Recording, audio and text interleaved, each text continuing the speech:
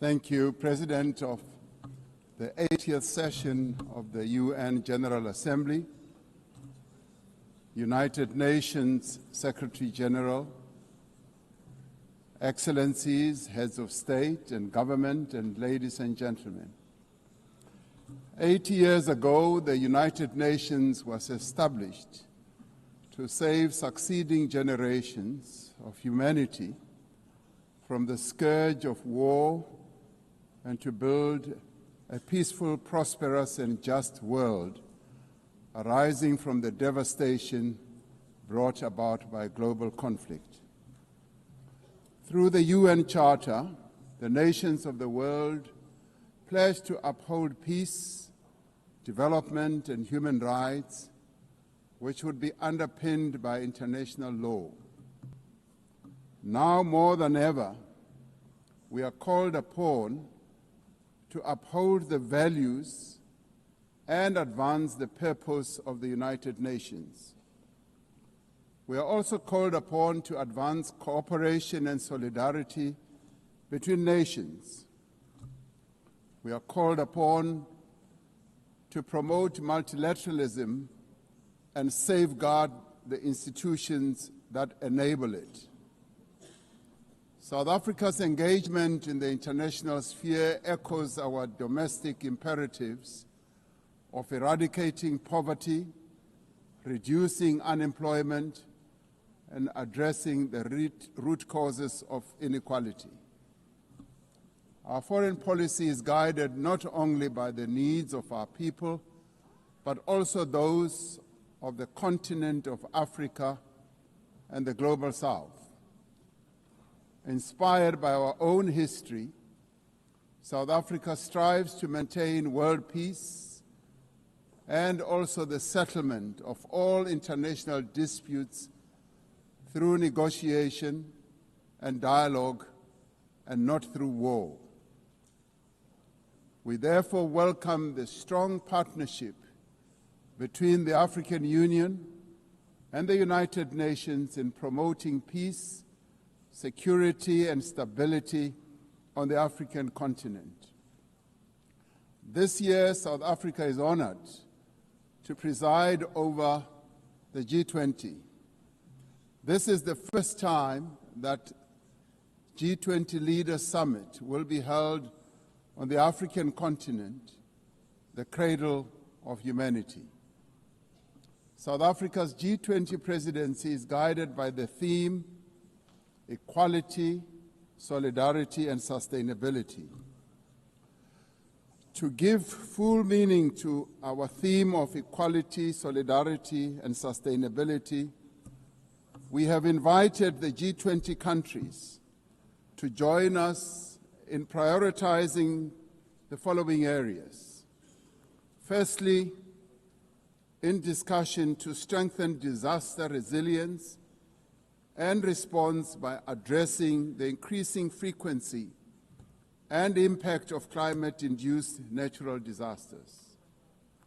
Secondly, to ensure that we have debt sustainability for low-income countries by crafting innovative ways to support countries to have low levels of debt to maintain economic stability.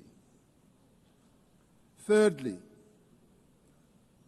to discuss how to mobilize finance for a just energy transition by encouraging investments in renewable energy and sustainable technologies, without foregoing what we would call baseload energy sources. Fourthly, by harnessing critical minerals for inclusive growth and sustainable development through the value addition processes, that is, beneficiation of these minerals at the source where the minerals are extracted, to foster the development of communities where these minerals are found. These priorities reflect South Africa's commitment to addressing global challenges and promoting inclusive growth and sustainable development. Our country's G20 presidency is a significant opportunity for South Africa to advocate for Africa's development agenda and to amplify African voices in global economic governance for a continent that is irreversibly on the rise. As member states of the United Nations, we have all adopted the Sustainable Development Goals. However, many of these goals remain elusive. There are many reasons that hold many countries back from fulfilling and implementing these development goals. Some of these reasons are lack of sufficient financial resources that can finance the advance that these countries need to make to fulfill those goals. Many countries with developing economies, especially in Africa and the Global South, do not have adequate capital to finance their development goals. They are indebted and are paying much more on debt servicing than they do on health and education. In fact, these countries pay much more than countries in the North for their debt. Yet through global solidarity, by having fairer lending rules, especially for several of the Global South countries, we can achieve our shared commitment. Through the G20 process, we are working towards building consensus on how this problem can be tackled, including the reform of international financial institutions, particularly multilateral development banks, to better tackle global challenges that many countries face. The multilateral trading system needs to be reformed as we reconfirm that the World Trade Organization remains the only multilateral body that is capable of managing differences and coordinating positions in global trade. Trade is one of the most important instruments to mobilize domestic resources for development. It is concerning that geopolitical shocks and unprecedented trade policy volatility are destabilizing the global economy and jeopardizing a critical source of development finance. In fact, trade is now being used as a weapon against a number of countries in the world.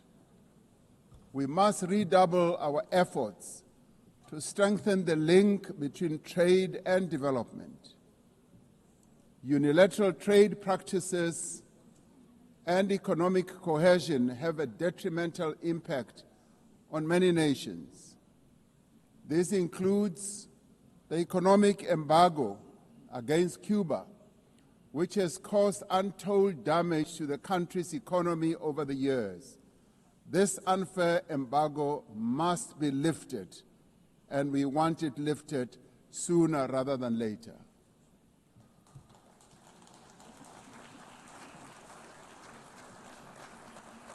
In the midst of global trade uncertainty, the African continent is providing a pragmatic example of constructive collaboration and cooperation by using the African Continental Free Trade Area as an engine for sustainable growth and development.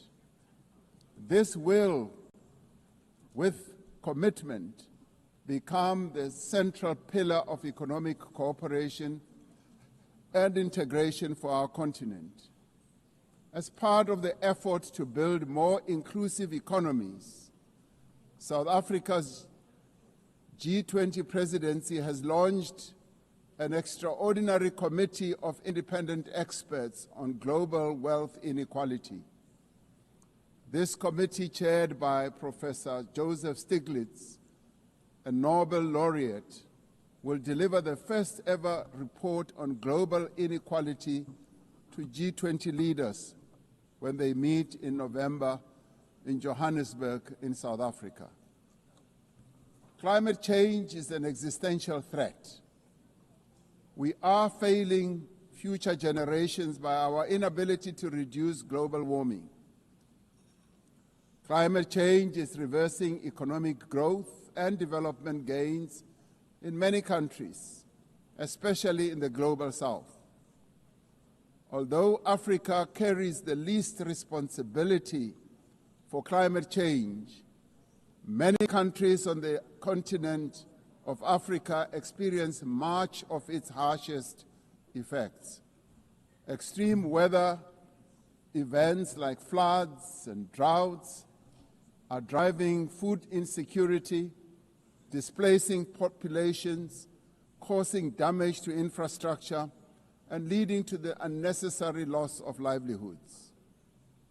Member states must honor their undertakings and commitments in line with the guiding principle of common but differentiated responsibilities and respective capabilities.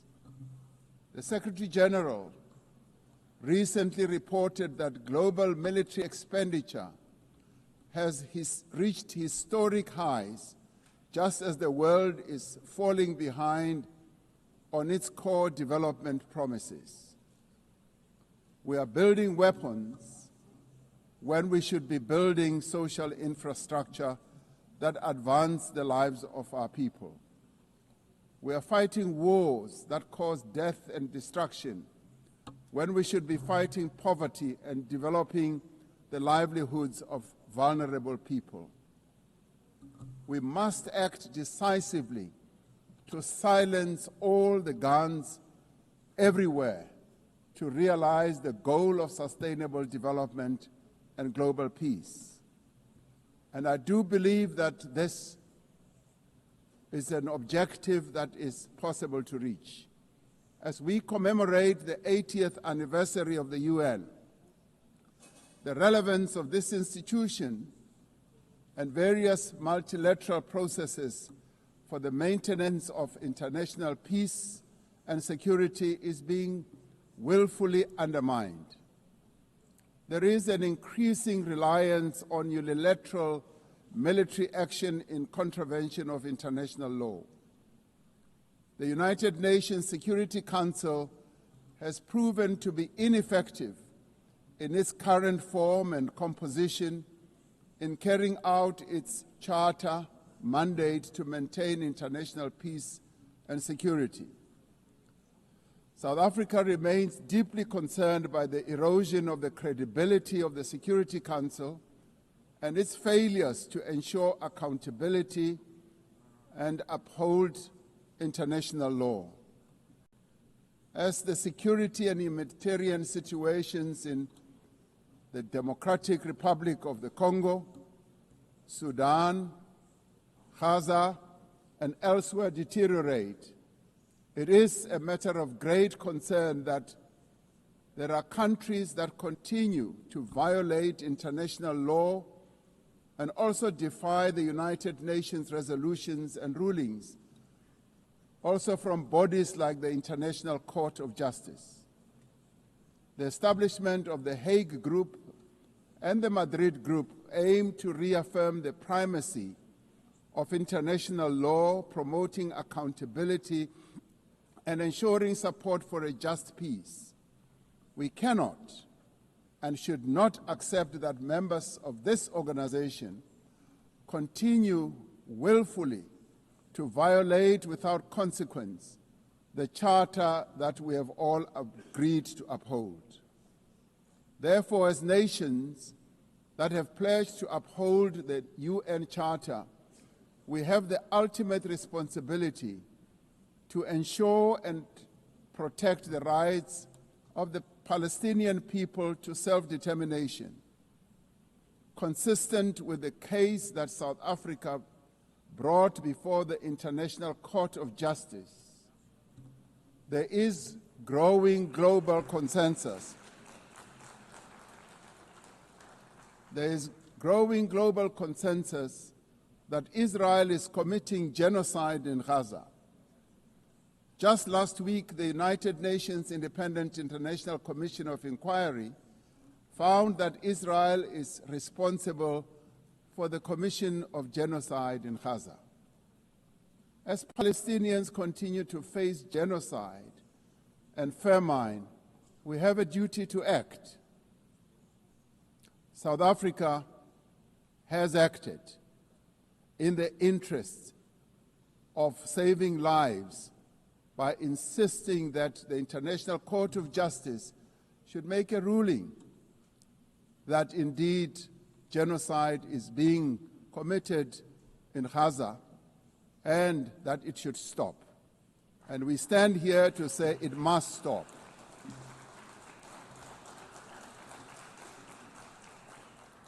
We welcome the historic high-level meeting held yesterday on the two-state solution yesterday in this very chamber. This reflects the determination of the global majority, a global majority that now stands at 142 and more countries, that Palestinians deserve a peaceful state alongside a peaceful Israel. Many nations in the world are calling for that, and that is the voice that we believe that Israel should heed, and those powerful nations that can make a two-state solution viable and possible and implementable should act in that regard. The long overdue announcement by increasing number of countries to recognize the state of Palestine is testament to this determination. We have a responsibility as the member states of the United Nations to reaffirm the right also of self-determination of the people of Western Sahara.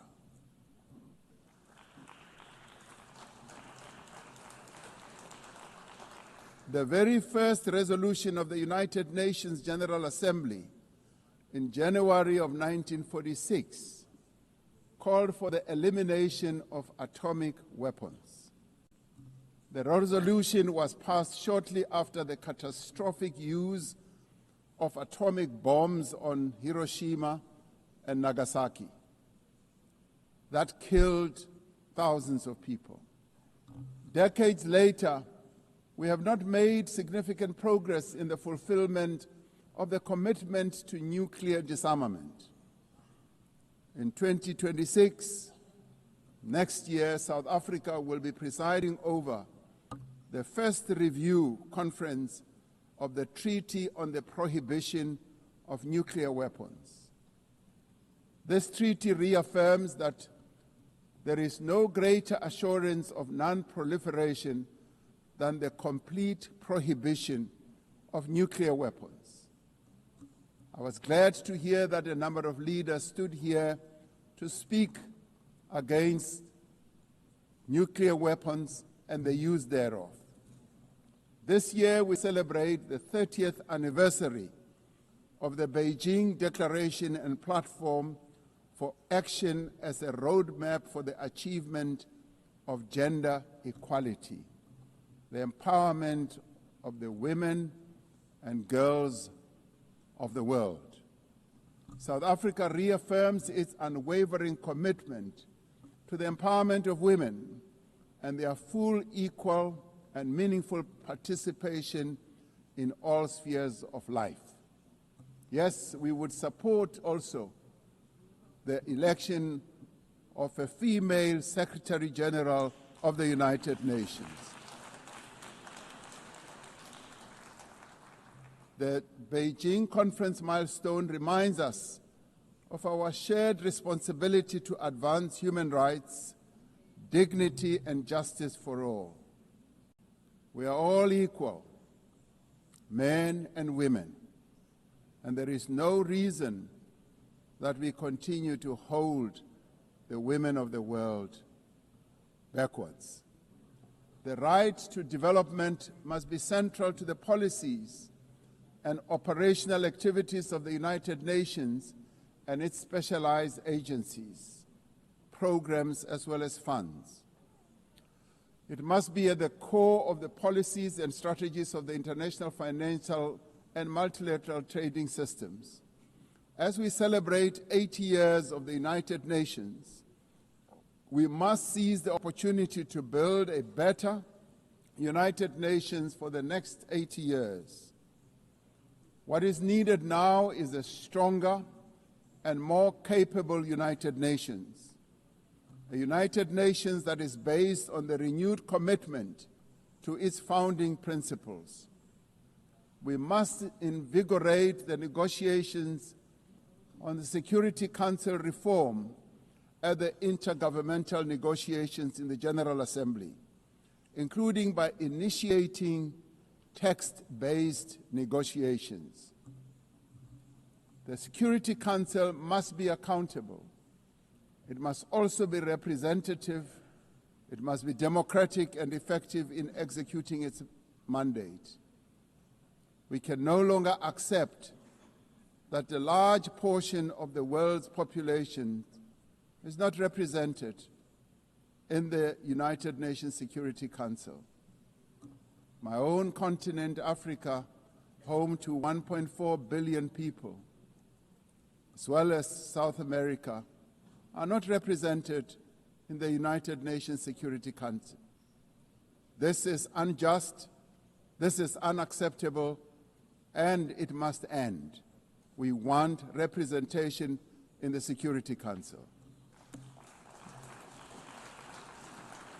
We look forward to working with the Secretary General on the UN 80 initiative to ensure that our organization works more effectively and efficiently. Mandates given by member states must be implemented, and the necessary structural changes and program realignment must be implemented across the UN system. In the face of the decrease in funding to the United Nations to fulfill its mandate, the UN 80 initiative is important to maintain the integrity of the multilateral system and to uphold international law. Lastly, I am reminded that our collective membership of the United Nations is our shared humanity in action. The United Nations at 80 compels us to reflect on our collective achievements and to chart a way forward, building an organization that is able to address our common challenges. We must rise to the occasion and do our utmost together to ensure the political, economic, and social freedom of all humanity. We must reaffirm that freedom is indivisible and that the denial of the rights of one person diminishes the freedom of all of us. We must reaffirm the equal dignity and worth of every person and must therefore leave no one behind and no country behind. I thank you.